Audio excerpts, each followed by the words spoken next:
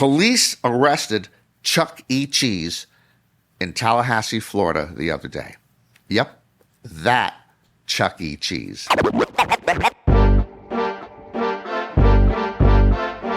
Norman Chad. Norman Chad. Welcome to Gambling Mad with Norman Chad. I am Norman Chad. Coming up on the program today, we have a trifecta of gambling impropriety. Gilbert Arenas probably did a no-no. Marcus Morris Sr. definitely did a no-no. And DraftKings always does a no-no. Gambling Mad, as always, brought to you by Fritos, picked fresh off of Central California trees each morning, delivered directly to your local retailer each afternoon. And by Fresca, the refreshing taste of Fresca. Fritos and Fresca, it's a meal. We have not reached epidemic levels, gambling-wise, in America yet, but pre-epidemic levels already feel like an epidemic. I could fill up Gambling Mad every week with gambling indiscretions, gambling scandals, and gambling tales of woe. I choose not to, however, because I am, at heart, an optimistic individual with romantic visions of days of heaven and fields of tulips in which we can run through carefree, cooled by light summer breezes. I believe in a better tomorrow, which should not involve betting the over on the first 5-inning run total for the Twins-Royals game. However, we have so many bad things happening in gambling. Lots of gambling scoundrels this week. Former NBA star Gilbert Arenas was arrested on federal charges alleging he operated an illegal gambling business, namely a high-stakes poker game at his Los Angeles home. Arenas earned an average of $15 million a year in his 11 NBA seasons, yet he found the need to rake $100 out of every pot limit Omaha pot at a home game. And believe you me, these big dollar home games are notorious in Los Angeles and in New York City, and they operate almost as a private equity fund for the hosts. The fact that they are illegal, though, boggles the mind. The fact that law enforcement would go after them boggles the mind. The fact that Arenas felt compelled to run one of these operations doesn't boggle the mind as much, I guess, but we're still talking about a lot of mind-boggling things here, and I don't have that much mind left to boggle.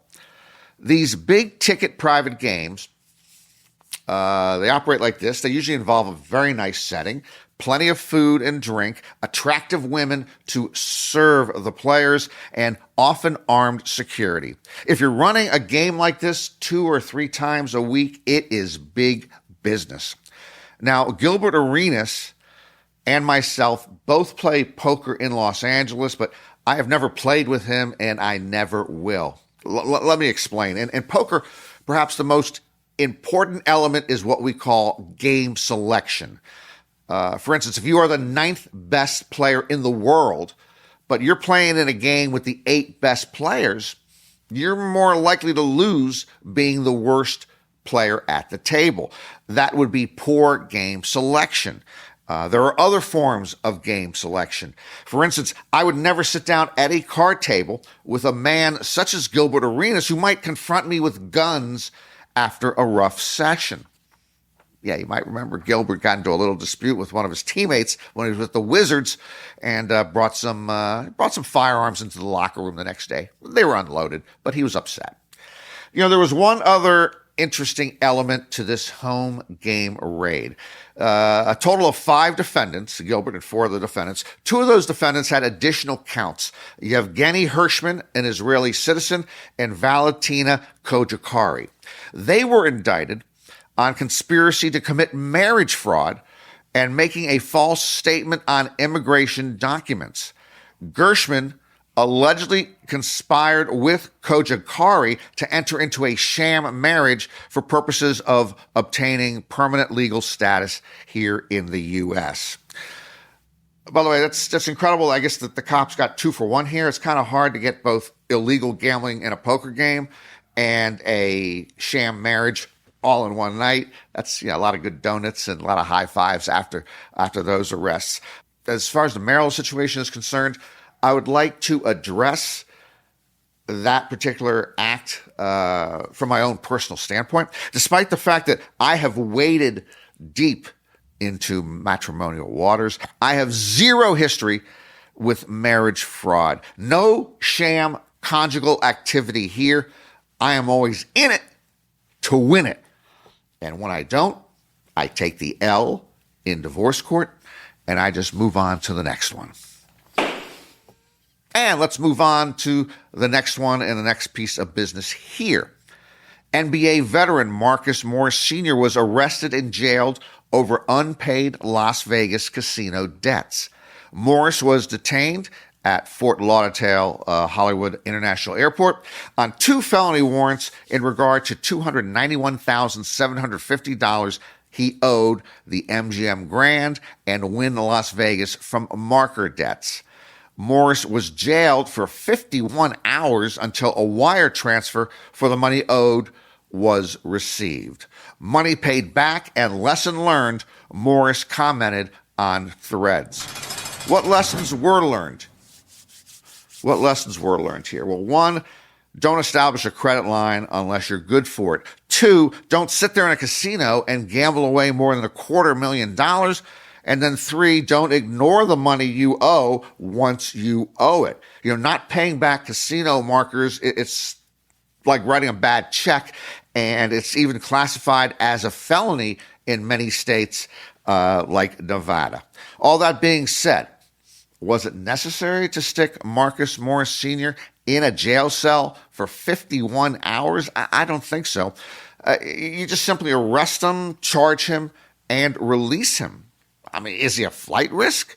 I mean, sure, he's moved around the NBA a lot. He's played for 8 different teams, but he can't leave the country if he's going to still play in the NBA. Well, I guess he could go to Toronto, but he'd be easy to find because all the Raptors games are televised. The largest online sports books in America, FanDuel, DraftKings, and BetMGM, are cash cows. How do I know they are cash cows?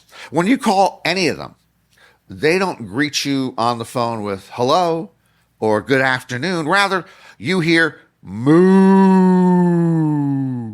cha-ching.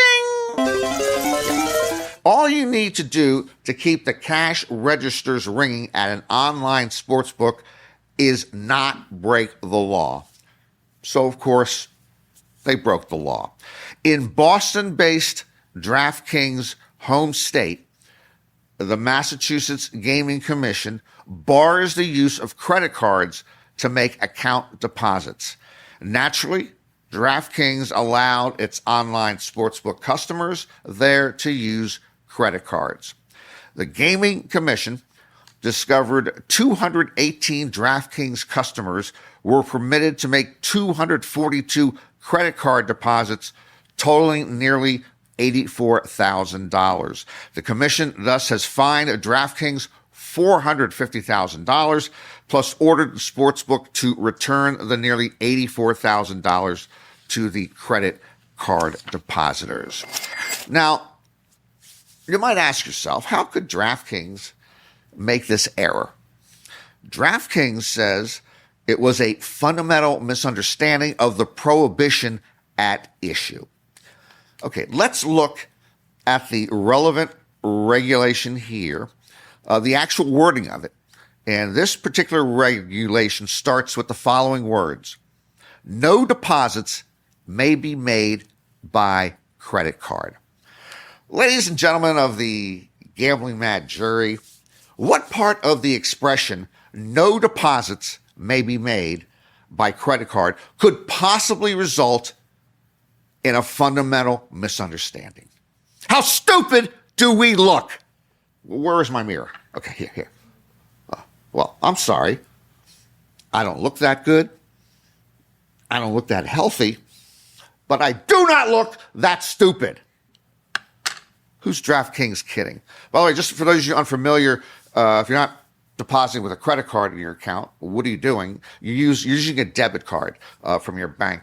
And, when you do the credit card stuff, that actually rolls up to more. There's credit card fees, just like ATM fees. So to go straight from your debit card to a sportsbook account actually saves you money. Credit cards should not be used, and as I mentioned, in many states, it is against the law. Time for D-Gen's Gonna D-Gen. D-Gen's Gonna D-Gen, case number 1. Police arrested Chuck E. Cheese in Tallahassee, Florida the other day. Yep, that Chuck E. Cheese. So here's the story. A woman's credit card disappeared. She began noticing fraudulent charges at local stores. She went to one of the stores, looked at security camera footage, and thought she recognized a customer using her card as an employee at the Chuck E. Cheese that she frequents. Police went to that Chuck E. Cheese and spoke briefly with the said employee. They determined that he did indeed match the woman's description. But when they re-entered the restaurant, the employee had donned the mouse suit. As many horrified children looked on, the police arrested, cuffed, and led Chuck E. Cheese out of his own establishment. The suspect, 41-year-old Jermel Jones, was charged with 3 counts of credit card fraud. I got to say, if I were 5 years old, I don't know how many unicorn churros or Dippin' Dots I'd have to consume to wipe the vision of Chuck E. Cheese being arrested out of my adolescent mind. D-Gen's Gonna D-Gen, case number 2. In India, police arrested a man accused of running a bogus embassy from a rented 2-story home near Delhi. The suspect impersonated an ambassador and allegedly duped victims from their money by promising overseas employment. Police also recovered several vehicles with fake diplomatic plates. So, how do you go about setting up a fake embassy? But maybe it's not as hard as it seems. You may recall the 1973 film The Sting. That big sting operation, they set up a whole phony off-track betting parlor, a wire room, to take wagers on horse races. Now, to set up a false embassy, you don't need much. You create a false nation with a false national flag. You hire a false ambassador and maybe a couple of false embassy employees. And then you get some false diplomatic plates for a car or 2. Come to think of it, that's really not that far removed from what the current White House does. According to police, 47-year-old Harshvardhan Jain pretended to be an ambassador, sometimes from the nation of West Arctica and sometimes from the nation of Seborga. Yes, Seborga, Seborga. I believe the capital is Seborga City. According to the cops, he had the 2-story thing all set up. He had a little ambassador patch, and he now faces charges of forgery, impersonation, and presenting fake documentation. Police recovered doctored photographs showing Jane with world leaders.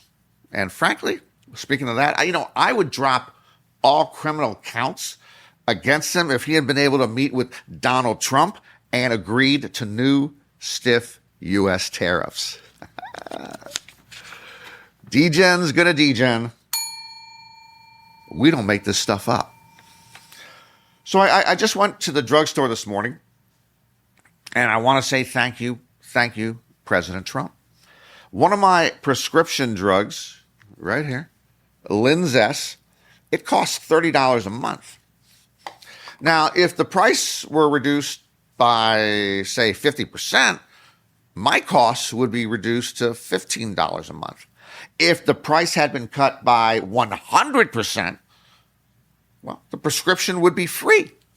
But the president, as he announced the other day, has reduced many drug prices by up to 1,500%. That's the number he gave. He said some will be cut by 1,200%, 1,300%, and some by 1,500%. Oh, which means Walgreens, they had to pay me $480 to take my Linzess. Look, no vouchers, no credit. They gave me cash today, $480 with that 1,500% discount. More than tax cuts, more than tariffs, more than Epstein files speculation. This is the biggest economic stimulation ever. It's a win-win for me and for Big Pharma. I'm now getting paid so much to take receipt of my various prescriptions. I've quit working and I can concentrate full time on befouling my body with all sorts of medically approved drugs. I'm taking the fight straight to RFK Jr. Let's talk food for a moment. Yum. I love food. I'm pretty nimble in the kitchen. So from time to time, I'm going to offer up a recipe or two for everybody here. But I know everybody is on the move. Everybody's busy. So my cooking recommendations are going to be quite simple. This week, let me give you something that I like to call tuna on a chip. So first, you get yourself a good can of tuna. Star-kissed? Nope. Chicken of the sea? Nope. Bumblebee? Who you kidding? No. I go with this. This is Geneva yellowfin tuna in olive oil. It's a bit pricier, but I get it at Costco, which makes it a bargain. You know, it ends up being, it comes in the packs of six packs. It ends up being like maybe $2.50 a can. All right. So now don't be fooled. The name and the look of the can, if you look at it, it makes you think it might be Italian. No. This is a New Jersey-based company.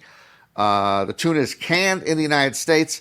It can come from anywhere in the world. On the bottom of each can, it will tell you the origin of the tuna in this can. And this particular can is a product of Thailand. All right. So you take your tuna fish and then you take your potato chips. Now, we got a slight mistake here. These are Wavy Lays. Okay. I only use Ruffles potato chips. All right. My current wife, Tony, she went out the other day. She was trying to do the right thing. Wavy Lays were on sale at Vons. So she bought 3 or 4 bags of them. Now, I mean, this is not as bad as bringing home Pepsi instead of Coca-Cola. But this definitely, it harmed our domestic bliss. I was not happy. But she's trying to do the right thing. But anyway, so we're going to use the Wavy Lays as an example today. You just open up the can, pour all that. It's just, in one can of this tuna fish, it's only 290 calories. All the tuna onto your plate, open up the potato chips, put them on the side, and then with your fork, take the tuna fish and place it onto the Ruffles with ridges, or in this case, the Wavy Lay. Potato chip will be the serving thing for your tuna. Tuna on potato chip. You put it into your mouth, and my goodness, my friends, voila, perfection. Do you know how quickly you can prepare this? In under a minute. No fuss, no muss, no mess. With the potato chips, might be 500 calories. If restaurants heard about this, they'd be charging $12 for tuna on a chip appetizers. Just good tuna fish on a good potato chip like Ruffles, and we are good to go. Before we wrap up, I'm going to say this one time and one time only. During these dog days of summer, let's make our dogs' days a little more special. Yes, I am speaking on behalf of all dogs this week, since they can't speak for themselves. Dogs, these canines spend all day waiting on us, And, I'm starting to feel kind of bad about it. They can't eat unless we feed them. They can't take a walk unless we take a walk. They can't take a ride unless we take a ride. They can't pee or poop unless we let them outside. When I oversleep, I can feel Blue's breath on my neck as she sits next to me, staring at me, wondering when her goddamn day is going to start. They deserve better. Hey, how come we only give them 1 or 2 meals a day while we give ourselves 3? How come they practically need a court order to get a treat while we snack whenever we want to? The next time your dog barks, listen to what they're trying to tell you. They just want to be bright-eyed and bushy-tailed like the rest of us. And indeed, we have the power to turn a dog day afternoon into a doggone delight. That will do it for another just very, very positive edition of Gambling Mad with Norm and Chad. Hope to see you next time. And remember, if you're going to roll the dice, make sure they are loaded. Las Vegas has a lot of wise guys, but somehow they might be outsmarted by the dumb and dumber of sports owners. The NFL's Mark Davis and MLB's John Fisher. Davis moved the Raiders from Oakland to Las Vegas with a new stadium that cost nearly $2 billion to build. $750 million came from public money, and that figure will rise to well over $1 billion from the cost of interest on bonds over the next 30 years. Now, Fisher is trying to move the Athletics from Oakland to Las Vegas with a new stadium planned. 2 years ago, Fisher said the stadium would cost $1.5 billion. Last year, he said it would cost $1.75 billion, and now he says it's going to cost $2 billion. Once again, the public, that would be everybody who is not John Fisher, is expected to pony up hundreds of millions of dollars for the project. Fisher, like Mark Davis, is a billionaire, but I don't think he wants to spend a single penny of his own bankroll to build this baseball stadium. To which I say, screw him. Screw them all. Let him scramble for a bank loan like we do when we want to buy a home. And trust me, Las Vegas doesn't need a baseball team. We can go to a sports book and watch 15 baseball games a day for the price of a beer. Who's with me, people? If you build it, we won't come. Taxing us makes you a bum. If you build it, we won't come. Taxing us makes you a bum. If you build it, we won't come. Taxing us makes you a bum. They are making me gambling mad.